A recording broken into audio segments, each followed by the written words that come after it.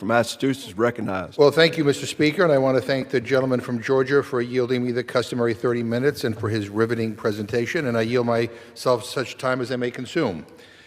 Before I say a word about the rule or the bills in front of us, this is the first full day that we have convened since 2 federal officers shot and killed another American citizen in Minneapolis, Alex Preddy, an ICU nurse who took care of our nation's veterans. Alex was on a public street. He was exercising his First Amendment rights while filming federal agents.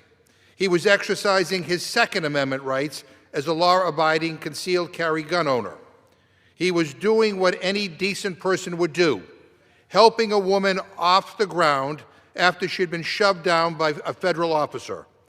And for that, he was punished with death, shot by his own government. This wasn't an isolated tragedy, Mr. Speaker. It was the second public killing of an innocent American in Minneapolis tied to Homeland Security. Renee Good, a mother of 3, was shot by ICE on January 7th, mere weeks before the murder of Alex Preddy.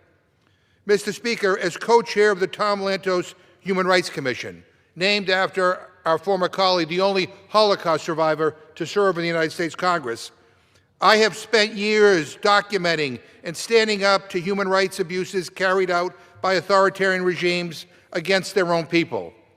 So let me say this plainly. A functioning democracy does not execute people in the street. That's the kind of thing you see in North Korea or Iran, not in the United States of America. It is beyond the pale. And in my view, this administration and those at the Department of Homeland Security in particular should not get another cent until there are some serious actions taken. I personally believe we should abolish ICE and start all over. But at a minimum, there needs to be some serious systemic reforms made. Which brings us to today's rule debate. Over the weekend, the Senate acted on the government funding bills House Republicans sent them 2 weeks ago, except for a short-term CR that continues DHS funding at the current levels for the next week and a half. And I want to be crystal clear about where I stand. I'm voting no. I'm voting no. I will not stand by and give any more money to Stephen Miller and Kristi Noem to bankroll an out-of-control operation that is terrorizing communities and shredding the Constitution. We are watching masked, armed agents force their way into homes without judicial warrants. We are seeing blatant violations of the Fourth Amendment. We are witnessing agencies act with impunity. We are hearing about kids getting kidnapped on their way to school and grandparents dragged from their homes. And we are listening as government officials smear dead Americans as domestic terrorists instead of answering basic questions about what happened.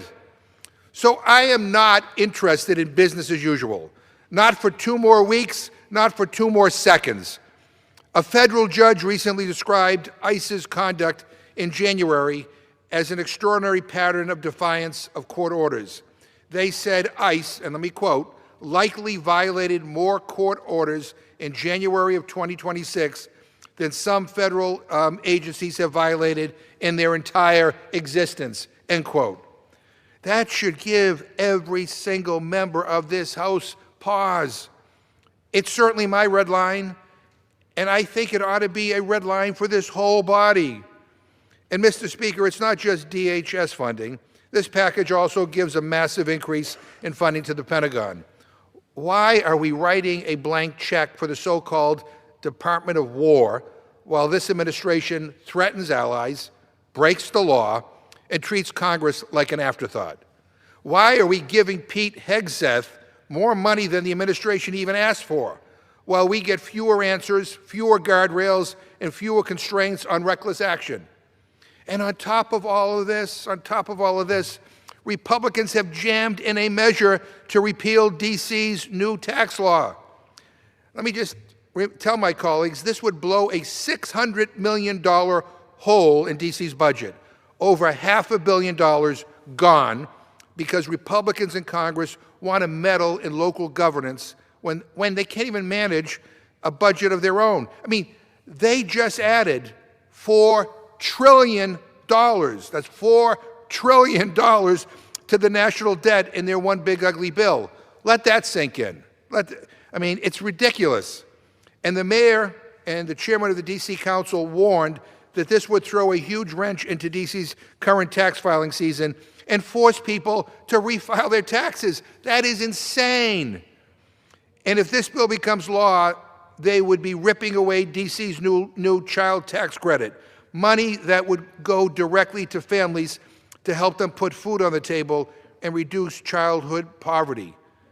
I mean, Republicans talk a big game about family values, and then they turn around and take money out of kids' pockets. It is shameful. And by the way, you can't make this stuff up, but this measure had no hearing and no markup. So much for regular order. And when I asked the Oversight Committee chairman yesterday basic questions about D.C.'s budget, basic questions, he had no answers. He had no idea how big D.C.'s budget is, or how much D.C. spends on the metro, schools, or infrastructure improvements, or how much money D.C. raises in local taxes, and how much of a budget shortfall their outrageous bill would cause. These are the most basic questions that you could possibly ask about whether to overturn D.C.'s tax law, and he couldn't answer them, had no clue. So let's be honest about what this is. Powerful people in Washington telling local communities, sit down, shut up, we know better, and then leaving working people to clean up the mess. And the final bill in this rule is another massive giveaway to mining CEOs and polluters, and that lets them gut their own regulations. It's the same pattern. It's the same pattern every single time. More power for the strong, more pain for the vulnerable, more protection for insiders, and more excuses for lawlessness. Enough is enough. Mr. Speaker, I'm voting no on this rule and no on this underlying package and no on all these bills, and I